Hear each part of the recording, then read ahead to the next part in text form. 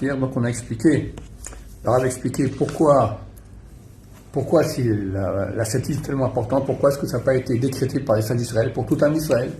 Je réponds parce que le peuple d'Israël, on ne peut pas avoir un peuple entier de chassidim, des gens qui sont pieux. On peut avoir des gens qui sont des tzadikim, qui font ce qu'il faut faire. Mais le en plus, d'accord, de se sanctifier encore et encore et encore, c'est pas donné à tout le monde. Et donc, vu qu'il y a plusieurs niveaux dans le peuple, alors on ratisse par le bas, on fait un dénominateur commun pour tout le monde, le minimum pour tout le monde, ça c'est la halakha Shulchan Aruch. Celui qui fait tout cela, il l'appelle tzadik. Après, chacun au niveau qu'il est, au degré auquel il veut se rapprocher de Dieu, jusqu'auquel il veut se rapprocher de Dieu, alors il rajoutera encore et encore et encore. Hine lefachot yecheles hula.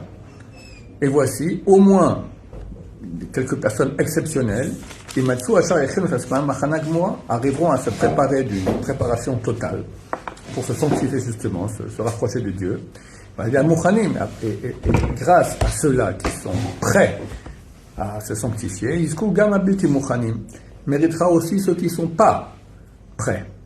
El Avato El Barach, à l'amour de Dieu, Vachra Shrinato, et le fait de faire demeurer sa Shrina. Donc on est un groupe. Comme j'expliquais hier, Yaakov Chavel Nachalato, il y a un verset qui dit que Yaakov est une corde, un fil de l'héritage, donc on est tous sur le même fil. Un monte, tout le monde monte. Un descend, tout le monde descend.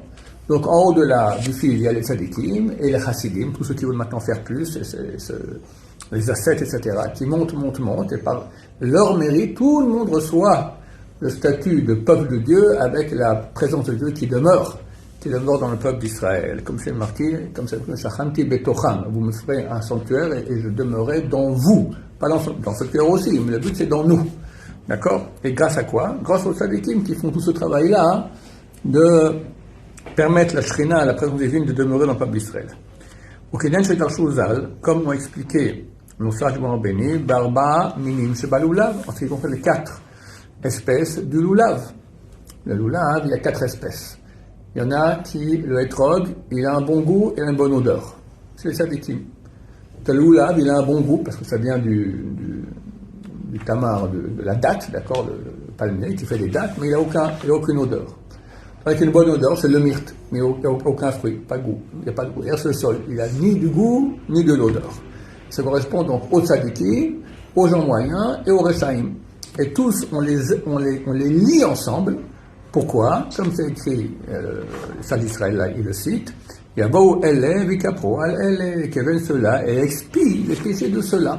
C'est qu'on est unis, les tzadikim, ils ont une capacité de faire expier les péchés des moins tzadikim ou même des rechaïm, des mécréants. Au Kvar Matzano, Eliyahu Zachor Latov, on a déjà vu que Eliyahu, de mémoire béni, Shaman Rabbi Yoshua ben Levi, il a dit à Rabbi Yoshua ben Levi, et Maaseh de Oula Bar Koshev, chez Shivo. Alors, il y avait une histoire là-bas, peu importe quelle histoire, mais Rabbi Yoshua ben Levi lui a dit, quoi, c'est la Velo Mishnahi, quoi, c'est ce que tu fais maintenant, c'est pas obligatoire, c'est plus que ce qu'il faut, la Mishnah ne dit pas comme ça. Alors, il leur a répondu, Afwa Marlo, Vechi Mishnah Chassidim, quoi, c'est une Mishnah de Chassidim. Moi, je parle maintenant de faire de la chassidoute, ça veut dire monter à des niveaux supérieurs que le tzaddik. Ach aprishut hara. Donc le Rav avait dit qu'il y avait un bon ascétisme et un mauvais ascétisme.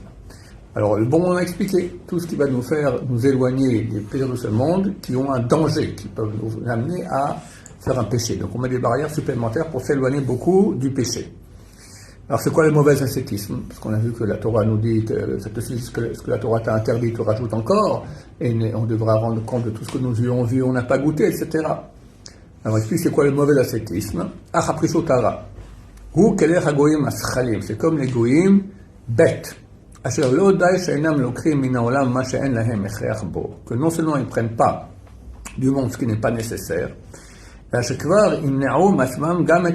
ils vont même se priver de ce qui est oui nécessaire. Par exemple, je pense qu'il fait allusion aux moines, d'accord? Tous les curés qui ne se marient pas. Tu ne te maries pas, ça va, t'as un être humain normal, t'as des besoins, c'est pas possible, tu vas partir en cacahuète. On sait qu'ils partent en cacahuète, d'accord? Tous les scandales qu'on a entendus dernièrement, c'est tout à fait normal. Ils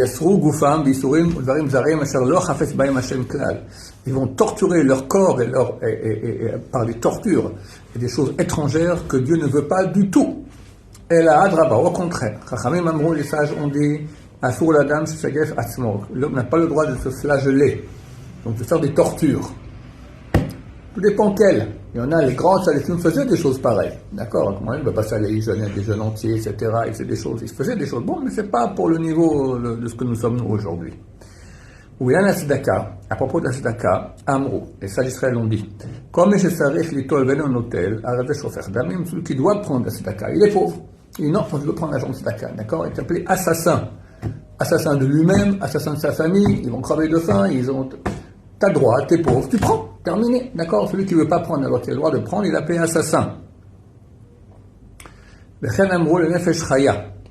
Il y a un verset dans la Torah, le Nefesh Chaya, Dieu a créé l'homme, qui soit le Nefesh Chaya, une âme vivante. Les sages l'ont expliqué, Neshama Shantati Becha, la Neshama que j'ai mis en toi, Achaye Ota, fais-la vivre. On doit faire attention à notre santé, faire attention à notre Neshama, de la faire vivre et pas de la tuer, comme font ces personnages qui font un ascétisme qui n'est pas celui que Dieu veut. Vamrou, et ils ont dit, tout celui qui est en jeûne est appelé pêcheur. Il y a un autre parole qui est écrite, tout celui qui est en ta'anit, qui est en jeûne, il est appelé kadosh. Alors c'est quand il est pêcheur, c'est quand il est saint. Kadosh c'est saint. Puis midoua, les sages ont expliqué, qu'il n'a pas la capacité de jeûner, d'accord? Il est faible, il est fatigué, il a besoin de manger, il est vieux, qu'est-ce que j'en sais, d'accord? Et je me souviens, j'avais quelqu'un que je connaissais, il m'a dit, son père, qui est très très âgé, il a réussi à jeûner à Kippour. Il était très content, et son père aussi. Mais 3 jours après, le père il est mort. Et ce type n'a pas fait le rapport entre les deux. Moi, je fais le rapport tout de suite. Quelqu'un, un très vieux, qui pendant 24 heures il mange pas, d'accord, il s'affaiblit, il est mort, on a terminé. Alors il a fait Kippour, il est parti, il a quitté ce monde. Je sais pas s'il a fait une mitzvah, je pense que non, d'accord. Quelqu'un qui est très vieux. Alors il va manger d'après, il y a une tradition de manger à Kippour, un peu, boire, etc., des petites quantités pour tenir le coup. Il ne faut pas croire qu'on est tous des babas salés et des goldorak. Hillel Aya Omer, et Hillel disait, celui qui donne à lui-même, d'accord, il fait du chesed. On fait du chesed avec les autres, on fait du chesed avec soi-même aussi. Chesed, c'est donc de la bonté. Sur quoi il disait Hillel, à propos, Achilat Boker, du petit déjeuner, et il se lavait la figure et ses mains en l'honneur de Dieu. Plus forte raison, c'est un raisonnement a fortiori par rapport au statut des rois. Statut des rois, il y avait un préposé de l'Amérique qui allait tous les jours enlever la poussière de la statue. Si pour une statue morte d'un roi, on la nettoie, à plus forte raison, moi qui suis une statue vivante à l'image de Dieu, je dois me laver la figure, être propre pour mon Créateur. En finissant par le dernier paragraphe, Are lecha hakalameti. Voici maintenant la loi générale vraie. Comme tout ce qui n'est pas nécessaire à l'homme, et fait partie des choses de ce monde, donc les profits de ce monde, il lui est conseillé de se séparer de cela. Mais tout ce qui est nécessaire pour lui, pour quelque raison que ce soit, vu que c'est nécessaire, s'il s'en sépare, il ne va pas le faire, c'est un pécheur. C'est une loi digne de fidélité, digne de foi. Mais les détails concernant cette loi générale, ça c'est chacun à l'endroit où il est, d'accord? Un qui peut ne pas manger, un qui doit manger, un qui peut ne pas boire, un qui peut... Chacun au niveau où il est, qui il est, comment il est, devoir réfléchir et voir si c'est adapté à lui ou pas. Ou les fils, c'est un verset de Michelet, et d'après sa raison, un homme sera digne de louange. Donc il faut suivre la raison et voir est-ce que c'est bien ou est-ce que c'est pas bien. On ne peut pas réunir tous les détails, car ils sont nombreux, et l'esprit de l'homme ne peut pas tous les inclure, et là d'avoir de chaque chose en son temps. Baruch Adonai, l'olam, amen, amen.